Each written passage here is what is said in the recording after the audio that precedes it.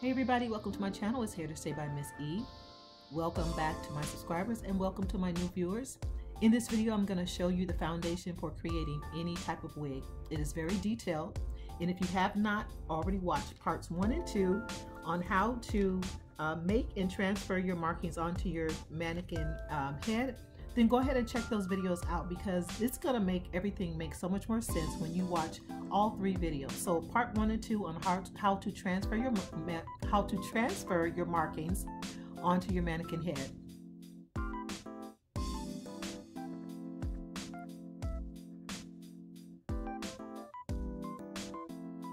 So right now you can see my setup. I have, of course, my wig cap,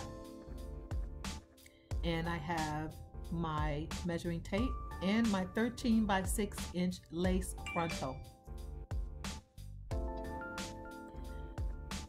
And in the first 2 videos you will see that I measured my head from ear to ear, and excuse me, I am a 12 inch from ear to ear, and because this is a 13 inch frontals and all frontals are 13 inches long, you are going to have to make the adjustments. But when you make the adjustments to fit your head, you are going to have a custom fit, a glueless custom fit. And as you can see, I did make my markings with my crayon. So I am cutting a ½ inch off of each side because it is 13 inches. All I need is 12 inches. So I'm going to cut a ½ inch off of each side, and that's going to give me a 12 inch frontal. I'm also going to measure the length that I'm going to cut off. I'm going to cut about 3 inches off of each side as well. So this is going to be glueless. It's going to be a custom fit and glueless. You don't have to use any glue. You don't have to use any bands, but it's going to be a glueless custom fit. So right now I am going to part the hair where I made the markings with my crayon, and I'm going to go ahead and just cut those pieces off of each end. You want to make sure that whatever your measurements are from ear to ear, that you're going to cut the equal amount off of each side in order for the frontal to turn out to be the size that fits your head.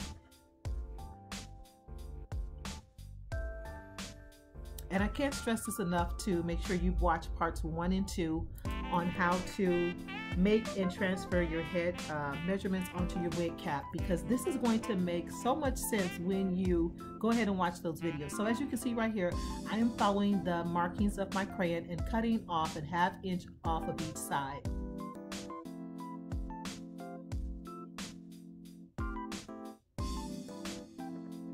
And if you have not already, please go ahead and subscribe to this channel.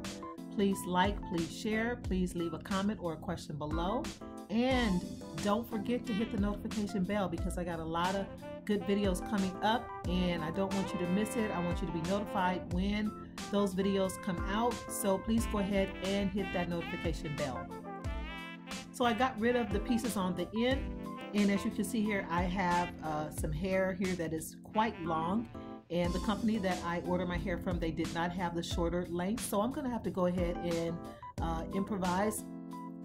And I really hate wasting this hair, but I had to do what I needed to do because there was no short hair available. So I just went ahead and cut it to about 6 inches. So right now I'm going to follow the markings that I previously made onto my canvas head. First I'm going to place my frontal on and I'm going to secure it. I always put my frontal on first before I make my markings onto the wig cap. So I'm going to move it down a ½ inch to 1 inch away from the edge of the cap. I'm going to secure it in the middle and make sure that it is centered, and I'm going to secure it on each side as well.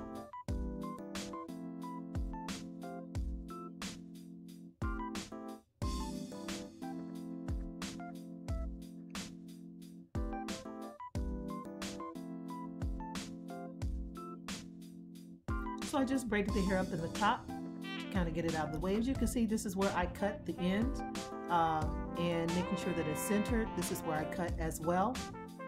That's going to make this custom fit for me and make sure everything is centered and balanced on each side. So right now I'm going to cut the part, or I'm going to sew the part that would be the part that's around the ear. And if you look really closely, you can see the permanent marker that I made that kind of mimics the ear. And videos number 1 and 2 will explain how to do this as well. But as you can see how handy it's coming in as far as me making sure that this is going to be a great fit for me. And I'm not gonna make you watch the whole entire sewing of this lace frontal. It's kind of pretty self-explanatory. I didn't do any fancy stitching, but I will go back with the sewing machine and reinforce everything that I've sewn on by hand. So I'm sewing the part, I'm just finishing the part that would be around my ear, and I'm going to go ahead and sew all the way up to the middle.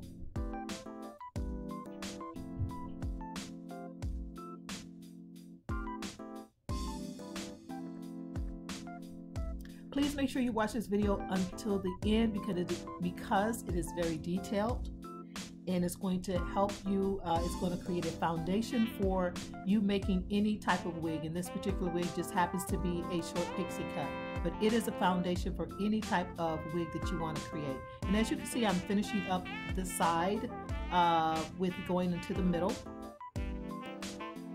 And I'm going to go ahead and cut that off, and then I'm going to do the other side the same way. I just don't want you to have to watch that because I don't want the video to be too long. Okay, so right here what I'm going to do is I'm going to cut off the excess cap that we've sewn the lace frontal onto, and you want to make sure you stay away from the part that you sewed. You don't want to cut any stitches loose. But I always go ahead and cut this off before I start sewing my tracks onto the cap because it just makes it so much more easier to sew. You want to get rid of unnecessary material because it's already going to be kind of challenging to sew and put this hair through the sewing machine. So we're going to go ahead and just get rid of this right now.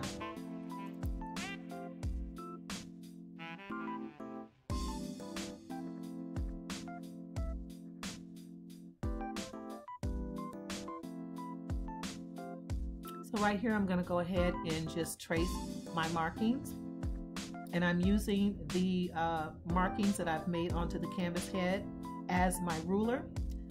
This was also in videos number 1 and 2. If you want to see how I did that, please make sure you watch those videos, number 1 and 2, on how to transfer your measurements onto your cap and onto your canvas head. So I'm just going ahead and tracing and making my markings. I'm only going to do a 1/2 inch apart in the nape because that's what I always do when it comes to the short pixie cut styles. Because I'm going to taper the nape, I want my hair to be close together, so I'm going to do a 1/2 inch apart, making sure that everything is centered. And periodically you want to check and make sure that everything is centered on each side. Otherwise you're going to have more hair on one side than you do the other. So as you can see, as I'm moving up the head, I am doing 1 inch apart. Started off with a 1/2 inch apart, now I'm going to do 1 inch apart. I don't need as much hair and I don't need it as close together as I start to move up the head. So my finger, my first knuckle is about 1 inch. That's how I make sure that I'm accurate, and actually the markings that you see is going to make sure that I am on point for the measurements that I choose to use.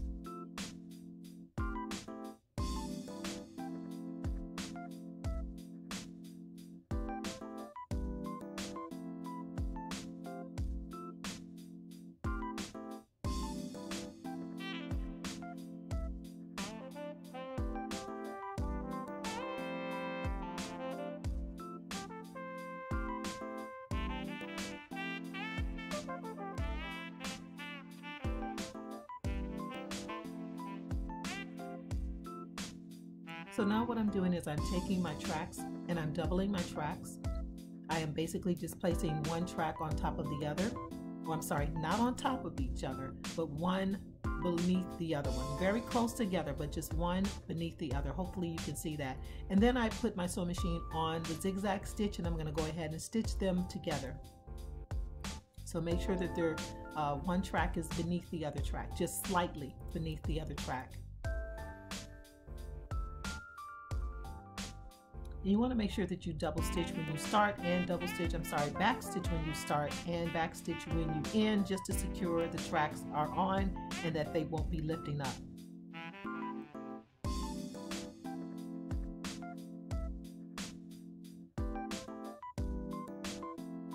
just lining it up onto the markings that you have previously made. So right here I am back stitching. You can see that I'm back stitching to secure the track. I don't do a lot of back stitching. I only do it maybe once or twice. That is all that is necessary. And as you can see, I just did a back stitch when I began sewing this track on. And I'm going to just go ahead and sew the tracks on until I get to the top. I am not going to allow you to have to watch the entire stitching process. It's pretty self-explanatory. Just follow the markings. I did not want the video to be extremely long, but I do want you to be able to watch it to the very end. So just keep watching, and we're gonna move right along here. As you can see, I am using pins to secure this section because as I started to move up ahead, the track started to get a little lumpy. That happens if your tracks are not being held really steady. And so in order for me to have to avoid going in and taking these tracks out, because I really do like the inside of my wig to be just as neat as the outside, so I put these pins in to just assure me that I am holding the track steady onto the cap and we have no lumps or no bumps when we're done sewing.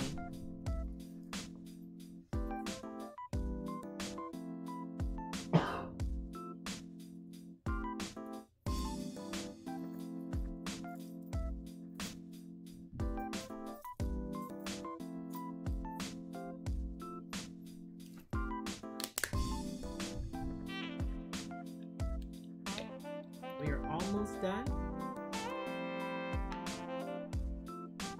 Or should I say, I'm almost done.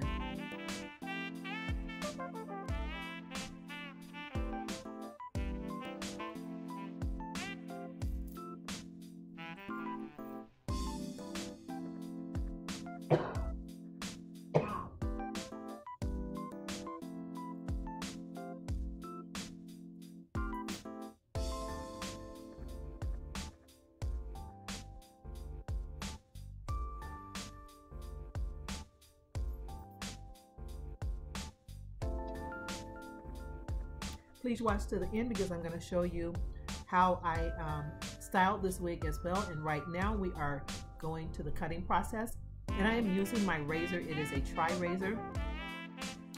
And I am going to basically taper the nape area really short.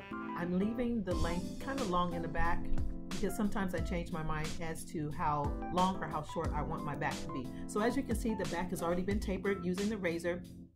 And I'm basically just lifting the hair up and I'm cutting, slide cutting with the shears at this point. Very simple cut.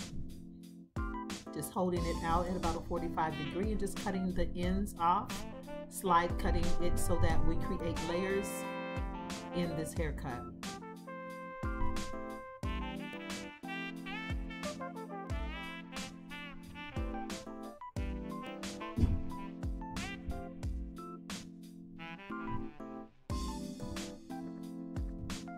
And the back is complete. Now we're going to move on to the side.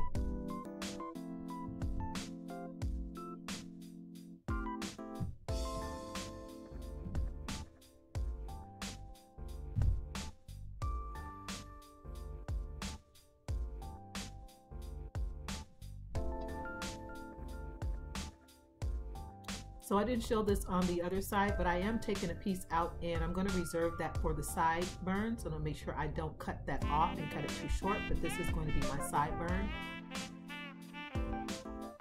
And I'm going to take the rest of the hair on the side and I'm just going to lift it up and slide cut it to create my layers. After I cut the hair, make sure you continue to watch because I'm going to show you how I mold the hair and how I curled the hair after it's been molded and dried. So right now I'm cutting around the front.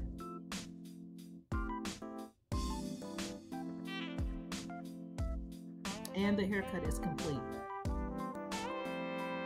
So I did shampoo the hair. I did shampoo it with purple shampoo to get some of the yellow out. I molded it with my foam wrap, and now I am going to show you how I basically bumped, not put a lot of curls in it, but just kind of smoothed it out and bumped this haircut.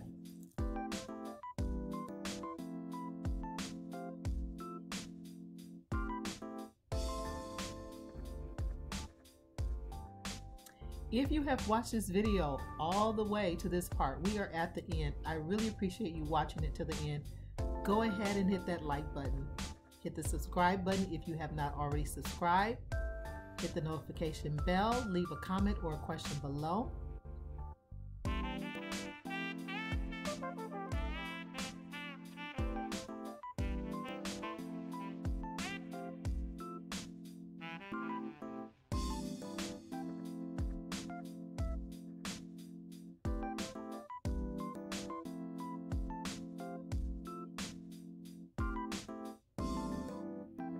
And I really thank you guys and appreciate you so much for watching this video, and I will see you in the next one. Bye.